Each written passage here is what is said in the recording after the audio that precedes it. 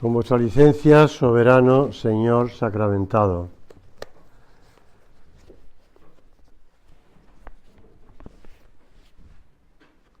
Señor, en tu presencia vamos a meditar de esta mujer que es hija de Dios Padre, que es madre de Dios Hijo y que es esposa de Dios Espíritu Santo. Y que para nosotros es modelo de virtudes. Y le pedimos en este rato de oración a la Santísima Virgen y a lo largo del día, en primer lugar, que nos enseñe a ser humildes, que es el único modo de crecer en amor a su Hijo, de estar cerca de Él. La humildad, siempre se ha dicho, conquista el corazón de Dios. Y por eso esas palabras, porque vio la bajeza de su esclava. Por eso me llamarán bienaventurada. Y dice San José María, cada día me persuado más de que la humildad auténtica es la base sobrenatural de todas las virtudes. Habla con esa señora para que ella nos adiestre a caminar por esa senda. Te animo a que lo hagas, igual que también lo hago yo, pues pedirle a la Virgen que nos ayude pues a ir por el camino de la humildad para crecer en las virtudes, en las demás virtudes, en todas las virtudes. Dice Santa Teresa de Jesús, ¿por qué esta persona, se está refiriendo a sus monjas, ¿no? ¿Por qué esta persona no crece en virtudes? ¿Por qué no crece? No crece. Entonces ella misma se contesta, porque tiene un punto de honra, ¿sí? De amor propio. Y ese amor propio es ese gusano, dice ella, que va agujereando el tronco donde van a crecer las virtudes y claro, impide que le llegue toda la fuerza para que crezcan las virtudes, con lo cual se quedan como un poco como eso, en plan bonsái, vamos a decirlo así. Y la Virgen nos enseña el camino de la humildad. Esta virtud no consiste en reprimir los impulsos de la soberbia, de la ambición, del egoísmo, de la vanidad. Es más, consiste en hacer actos positivos de humildad, de reconocer que me he confundido, de dar gracias, de pedir consejo, de aceptar con sencillez y con naturalidad pues las enseñanzas de los demás. Aprender. San José María, una de las cosas que repetía constantemente en esos viajes que hizo por América, por distintos países de América, desde México, pues Centroamérica, Sudamérica, Brasil, Argentina, etcétera.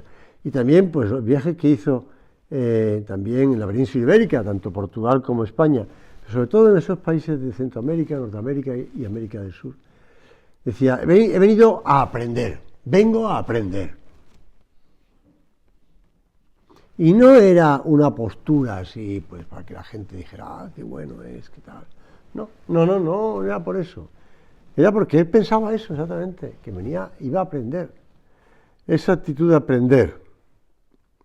La virtud de la humildad consiste en inclinarse ante Dios y ante todo lo que hay de Dios en las criaturas. Reconocer nuestra pequeñez y nuestra indigencia ante la grandeza del Señor, que aunque está ahí oculto, bueno, que esté fuera del salario, pero está oculto, y se acerca un poco más. Es decir, el otro día a los niños de primaria, digo, bueno, ahora tenemos a Jesús, lo tenemos más cerca de nosotros porque está en el altar, en la custodia, ¿no? Lo tienen más cerca, pues aprovecha para pedirle cosas. Pues tú dices, bueno, la distancia es pequeña, tampoco es tanta. Bueno, pues sí. Pues esa humildad del Señor que se deja meter en el salario, salir del salario, estar ahí el tiempo que nosotros consideramos conveniente para poder hablar con Él, para notarle más cerca, para notarle, pues Señor, que acudamos a ti con esa confianza. Este anonadamiento que hablan los entendidos de teología espiritual, porque dice uno de ellos, las almas santas sienten una alegría muy grande en anonadarse delante de Dios y reconocer prácticamente lo que Él solo es grande. Y en comparación de la suya, todas las grandezas humanas están vacías de verdad y no son sino mentira. Ayer, lleno de fuerza, le repetía a los niños de primera comunión, que van a recibir la comunión dentro de 15 días o 3 semanas, y les decía, pues, que hablando de los regalos que pueden recibir en la primera comunión, que el regalo más importante es recibir a Jesús, y que los otros regalos que pueden hacerle, que piensen que hay gente que no tienen ni uno, y que a lo mejor podrían traerlo al colegio, pues para que lo lleven. Mayores que van a Costa de Marfil en junio, pues se lo lleven a niños que no tienen ni para comer. Y dije, y además no hay que tener envidia de nadie. Los chavales me miraban como diciendo envidia. Yo, sí, envidia, no hay que tener envidia. Yo que he viajado por medio mundo y he conocido gente que tenía yate de 50 metros de largo, de verdad, no exageraba nada. No exageraba. Y gente que no tenía nada, que tenía una bicicleta que la pobre bicicleta funcionaba casi con cuerdas, ¿no? Más que eso, pues no envidiar a nadie, porque he conocido gente de todo tipo. No tener envidia. Por eso se decía yo a los niños, también pensaron nosotros, que las grandezas humanas están vacías. No hay nada en comparación con ese Dios nuestro. Y con la grandeza que hay en las almas, la grandeza de Dios. Por eso este anonadamiento no nos empequeñece, no nos encoge, no nos hace timoratos, cobardes, pobres humildicos que miramos así un poco. No, sino que nos sitúa en la verdad. Cuando Señora es elegida para ser la Madre de Dios, ella misma se proclama esclava. He aquí la esclava. Pues bueno, ya fue abolida la esclavitud hace mucho tiempo. Pues yo creo que no. Que hay mucha gente que es esclava. Mucha gente que es esclava de sus pasiones. Esclava del dinero, esclava del placer, esclava de que los demás le aplaudan y los demás le consideren y los demás le valoren. Pues hay mucha gente esclava, y no digamos ya si nos metemos con los vicios, ¿no? Con los vicios. Leí la noticia, la leí así rápida, ¿no? La policía asaltó la casa de un matrimonio mayor que se dedicaban al cultivo de marihuana, ¿no? Y tenía allí bastantes cepas en su casa. Y tuvo que asaltarlo a la policía. Me imagino a la policía entrando allí a saco en la casa de esos dos ancianitos, pero que estaban cultivando marihuana, no era broma. Bueno, pues bien, seguimos hablándole a la Virgen y pidiéndole que ella nos ayude a, de verdad, crecer ese árbol de la humildad, donde puedan crecer las demás virtudes. Ella se ignoraba a sí misma, dice un autor espiritual ya fallecido, pero al que he tenido el placer de conocer y tratar en uno de sus primeros libros, La Virgen Nuestra Señora, de Federico Suárez. Se ignoraba a sí misma, por eso sus propios ojos no contaba. No vivió pendiente de sí misma, sino pendiente de Dios, de su voluntad. Por eso podía medir el alcance de su propia bajeza, de su a la vez desamparada y segura condición de criatura, sintiéndose incapaz de todo, pero sostenida por Dios. La consecuencia fue el entregarse, el vivir para Dios. Ella solo buscó la gloria de Dios. Y eso es lo que la humildad nos ayuda, a darnos cuenta de que ¿quién está en primer lugar? Dios, y después los demás. Y en tercer lugar nosotros. Ponernos al servicio de Dios sin condiciones y al servicio de los demás. Al servicio de los demás. Y seremos elevados a una altura increíble y participaremos en la vida íntima de Dios. Y seremos como dioses, pero de verdad, no como el engaño de Adán y Eva por la serpiente. Por el camino concreto, el camino de verdadero, el de la humildad, el de fiarnos más de Dios, el de unirnos al querer de nuestro Dios y Señor, que está aquí con nosotros, encima del altar. La humildad nos hará descubrir que todo lo bueno que existe en nosotros viene de Dios. Todo. Todo. Y a la vez, pues eso nos ayudará a luchar. Lejos de apocarse, el alma humilde se pone en las manos de Dios y se llena de alegría y de agradecimiento cuando Dios quiere hacer cosas grandes a través de ella. Como Dios quiere hacer cosas grandes a través de ti, como está haciéndolas a través de ti, cuando somos humildes. Los santos han sido hombres magnánimos, no han sido timoratos, son capaces de grandes empresas para la gloria de Dios. El humilde es audaz, porque cuenta con la gracia del Señor, que todo lo puede. Acude con frecuencia a la oración y es muy pedigüeño, porque está convencido de la absoluta necesidad de la ayuda de Dios. Pero a la vez es agradecido con Dios y con los demás, porque sabe que los demás le ayudan, y Dios también. Te decía antes que las virtudes, la humildad es el fundamento de todas las demás virtudes. San Francisco de Sales, que para mí es un santo al que le tengo gran simpatía, porque era un tipo humilde. Eso lo explica muy bien el Papa ya fallecido Benito XVI, porque está hablando de que en esa ciudad donde vivía San Francisco de Sales, que vivía, bueno, donde le dejaban vivir, porque el pobre hombre era obispo de una ciudad que estaba tomado por los seguidores de Calvino, Ginebra. Era obispo de Ginebra, pero no le dejaban entrar. Estaba al margen un poquito. Pero eran dos personas muy parecidas, Calvino y San Francisco. Los dos se consideraban muy poca cosa. Que lo suyo era, pues eso, ofender a Dios y tal. Calvino dijo: voy a demostrar por mis obras que estoy salvado. Y era el tío más rigorista del mundo. Rigorista. De hecho, cuando había gente que le contrariaba, los perseguía y los mandaba a la hoguera. Así que imagínate si la gastaba. Pero no solamente a uno, también mató a Miguel Servet, un español que fue el descubridor de la doble circulación de la sangre. A este tío lo mandó a la hoguera. Pero a otros más, a muchos más. Bueno, en cambio San Francisco era un tío que dijo: yo, muy poca cosa. Mira, Señor, me abandono en tus manos y hago pues lo que tú quieras. Pues yo no puedo nada. Santo, ahí lo tienes, santo. En cambio el otro, no sé si has estado en la catedral calvinista de Ginebra, pues es la importante, porque el resto, el pobre San Francisco no tenía catedral. Pues tú vas allí, está la sede, la silla donde Calvino predicaba.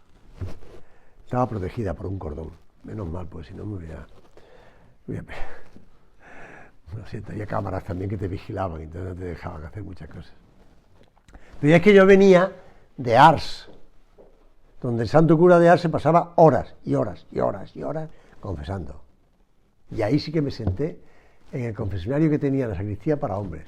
Después, al siguiente que volví por allí, ya habían puesto también un cordón como Calvino. Y dije: hombre, tampoco me dejan sentarme en esta. Pues, pero me hice una fotografía, el otro día encontré por ahí la fotografía, sentado yo en la sede, bueno, en el confesionario de hombres, en la sacristía de Santo Cura de Ars. Otro tío humilde. Y confesaba a 30.000 personas al año, no es ninguna broma, en un pueblo que tenía 300. Por eso decía San Francisco de Sales: humildad y caridad son las virtudes madres. Las otras las siguen como polluelos a su cleca. A lo mejor tú nunca has visto una gallina con los polluelos, pero bueno, es así. Están siguiendo a la cleca. La soberbia, por el contrario, es la raíz y madre de todos los pecados, dice Santo Tomás de Aquino, incluso de los capitales. Mirad, vamos a acudir a la Virgen y le decimos a la Virgen que nos ayude también a crecer en las demás virtudes. En las virtudes, empezando por las virtudes del hogar, las virtudes de la familia, las virtudes del trato con los demás, por esto decía San Francisco, humildad y caridad. En el trato con los demás, sonreír, agradecer, acoger, escuchar, comprender, perdonar, disculpar. Recuerdo que cuando yo todavía era diácono, no era sacerdote, estaba predicando una meditación como esta a un montón de mujeres en toda la ciudad. Entonces, pues, conté una anécdota que acaba de leer un libro, que después ya no sé dónde está el libro ni dónde está, pero la recuerdo un poco, ¿no? Entonces era un sacerdote, contaba el sacerdote, el propio sacerdote que escribía el libro, que estaba en una casa, una familia. Entonces, pues nada, estaba hablando con la mujer, con el marido, estaba charlando, no sé, merendando, lo que fuera. Y los niños estaban jugando en las habitaciones de arriba, ¿no?, de la casa. Y entonces, pues lo típico, cuando juegan los niños, pues siempre alguien cobra y si es el pequeño, pues sale llorando y va a buscar a su madre, ¿no? Y entonces el niño empezó a berrear y se oía que venía avanzando hacia donde estaba el cura con el padre y con la madre. Y le dijo la madre al sacerdote: ya verá cómo ahora se calla y volverá con más fuerza a seguir. Entonces, efectivamente, se comprobó que el niño se callaba, pero después ya volvía otra vez a coger, con pulmones ya otra vez llenos, volvía otra vez a seguir berreando y ya volvía. Entonces, ante la sorpresa del cura, que le preguntaba qué ha pasado, dice: es que le hemos enseñado que en el descanso de la escalera hay un cuadro de la Virgen y cuando pasa por ahí le saluda. Entonces él ha parado, la saluda a la Virgen, evidentemente ha dejado de llorar y ha seguido llorando. Pues mira, ahí tienes un detalle muy bonito, ¿no?, de esa presencia de la Virgen que nos ayuda, pues, a sonreír, o por lo menos a saludarla, a parar de después seguir berreando, ¿no? El otro día me contaba una madre, esto ya es una anécdota mía personal, hablando de los niños, de que hay que explicarle todo, y porque yo le estaba diciendo al papá, le digo: oye, ya es el momento en que le expliques a tu hijo de dónde vienen los niños. Entonces ya empezó la conversación entre el marido y la mujer, en mi presencia, sobre cómo habían reaccionado los mayores. Los mayores, pues uno tal, no sé qué, no sé cuánto. Uno me preguntó: pero mamá, ¿de dónde salen? ¿Cómo salen, no? ¿Cómo salen? Entonces lo contaba la mujer y el marido. Dije: pero calle, ya le vendrá a tercero de primaria el pequeño, que no me acuerdo qué curso estaba, que con 4 años me preguntó: oye, mamá, ¿pero cómo entran dentro? Y dice: eso ya es panota. Me acabo de decir cómo salen, pero ¿cómo entran? Es una pregunta muy inteligente que le estaba planteando el niño a su madre de 4 años, ¿no? Bueno, te cuento esto porque en cierta ocasión, y esta ya que no es una anécdota mía, una joven madre de familia numerosa le pregunta a uno de sus hijos, Javi, de 5 años, mamá, le pregunta el niño a mamá: mamá, ¿cómo entró Jesús en el seno de la Virgen? En el vientre de la Virgen. Y antes de que le contestara la madre, el niño respondió: ya lo sé. Entró Dios dentro de la Virgen y dijo: y ahora me convierto en niño. Bueno, así funcionan los niños. Así funcionan. Pues así es verdad. Eso es lo que hizo Dios. Eso es lo que hizo Dios.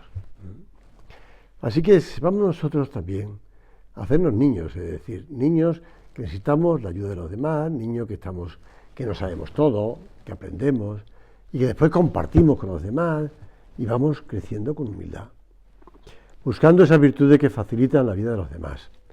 La benignidad, la indulgencia, que nos llevan a juzgar a las personas y sus actuaciones siempre de forma favorable, sin detenernos mucho en sus defectos y errores.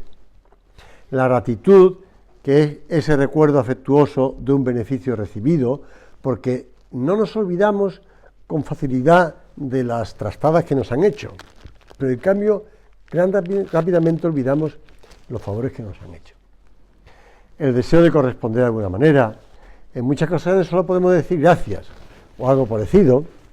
Cuesta muy poco ser agradecidos y es mucho el bien que se hace.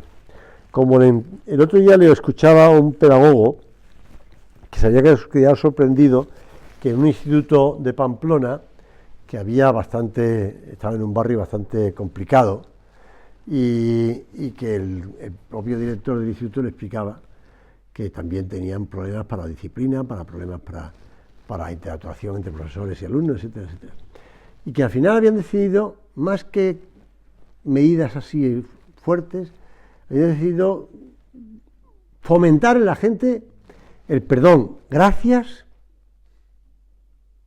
pues te pido ayuda, tienes razón, me he confundido, y pues eso estaba teniendo un resultado extraordinario.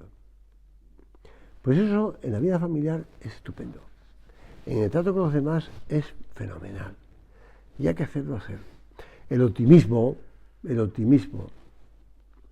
ser optimista, no ser negativos, porque siempre podemos ver la botella medio vacía, ¿no? Hay que ser optimistas, alentadores. La lealtad, cosa que hoy día brilla por su ausencia. Y no digamos en el mundo de la empresa, en el mundo laboral. Y por desgracia también en la familia. La lealtad, el desinterés, la comprensión, el espíritu de colaboración, pues eso fomentarlo. Y para que salga, pues tenemos que empezar nosotros primero, porque en la medida en que lo hacemos nosotros, también los otros se contagiarán. Le pedimos a la Virgen que nos ayude en este caminar. Necesitamos la sonrisa de la Virgen, necesitamos la mirada de cariño de la Virgen para que lo hagamos, porque necesitamos su ayuda. Cuenta la Madre Teresa de Calcuta, Santa Teresa de Calcuta: un día noté que un niño había perdido toda su alegría y hasta el apetito, porque su madre había muerto. Y comprobé que una de las religiosas tenía un gran parecido con la madre difunta. Así que el niño, cuando tenía a su lado a aquella religiosa, recobraba la alegría y el apetito. Y entonces decidí confiarle a sus cuidados durante algún día. Así logré que salvar al huérfano de la tristeza y de la muerte. Fíjate, simplemente que le recordaba a su madre, la cara de su madre. Vamos nosotros a mirar a la Virgen y decirle pues eso tantas veces: Madre mía, mírame con compasión, no me dejes, Madre mía.